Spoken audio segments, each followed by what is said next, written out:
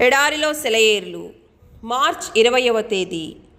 మీ దేవుడైన యెహోవా ఆజ్ఞాపించిన ధర్మమంతయు అనగా కట్టడలు విధులు ఇవే. ద్వితీయోపదేశకాండము 6వ అధ్యాయము 2వ వచనం. బైబిల్ ఒక అందమైన రాజభవనం. 66 గ్రంథాలు అనే పాలరాతి గదులు అందులో ఉన్నాయి. ఆదికాండం 1వ అధ్యాయంలో దాని వసారాలో ప్రవేశిస్తాం. అందులో సృష్టి సంబంధమైన గొప్ప క్రియలు కనిపిస్తాయి. ఆ వసారా గుండా ముందుకెళితే న్యాయస్థానాలు కనిపిస్తాయి. అవే మోషే రాసిన 5 గ్రంథాలు. వీటిని దాటిపోతే చరిత్ర గ్రంథాలు అనే బొమ్మల గ్యాలరీ కనిపిస్తుంది. ఇక్కడ గోడల మీద యుద్ధ రంగాల సన్నివేశాలతో కూడిన చిత్రాలు వేలాడుతుంటాయి. ప్రపంచ చరిత్రలో తొలినాటి ప్రముఖుల విరోచిత కార్యాలతో కూడిన వారి బొమ్మలు కనపడతాయి.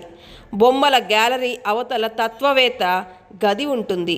అదే యోబు గ్రంథం. అది దాటి ముందుకు వెళితే కీర్తనల గ్రంథం అనే సంగీతం గది ఉంది. అక్కడ మానవ చెవులకు ఇంపైన మధుర స్వరాలు వినపడతాయి. ఆ తరువాత మనం సామెతలు అనే వ్యాపార కార్యాలయంలోకి వెళతాం.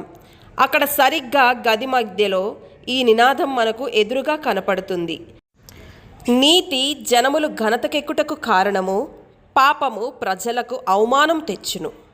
వ్యాపార కార్యాలయంలో నుంచి నేరుగా ప్రసంగి నిలబడి మాట్లాడుతున్న మందిరంలో ప్రవేశిస్తాం.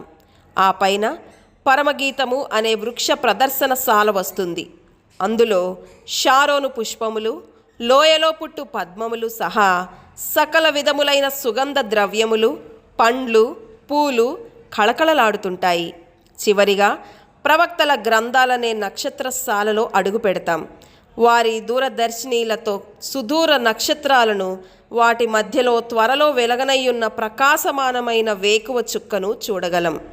లోపలి ఆవరణం దాటితే సువార్తలలో రాజుగారి సభ కనపడుతుంది. అందులో రాజు యొక్క సజీవ చిత్రణలు 4 రీతులుగా కనిపిస్తాయి. తరువాత పరిశుద్ధాత్మ పనిచేసే అపోస్తలుల కార్యములు అనే గదిలో ప్రవేశిస్తాం. వాటికి ఆవలిగా పత్రికలు అనే ఉత్తర ప్రత్యుత్తరాలు కనపడతాయి. అక్కడ పౌలు, పేతురు, యాకోబు, యూదా లాంటి వారు విరామం లేకుండా పనిచేస్తూ ఉండడం కనిపిస్తుంది. వారు ఏం రాస్తున్నారో తెలుసుకోవాలని మీరు అనుకుంటే వారి పత్రికలు అందరూ చదివేందుకు వీలుగా తెరిచే ఉంటాయి. ఆ రాజభవనాన్ని విడిచి వెళ్లే ముందు ఒక్క క్షణం బయటి గ్యాలరీలో నిలబడతాం. అదే ప్రకటన గ్రంథం. అక్కడ మనకు రాబోయే తీర్పులు, బయలుపరచబడబోయే మహిమలతో పాటు మనల్ని మంత్రముగ్ధుల్ని చేసే రాజుగారి సింహాసనం ఉన్న గది కనిపిస్తుంది. దేవుడి మాటలను దీవించునుగాక. ఆమేన్.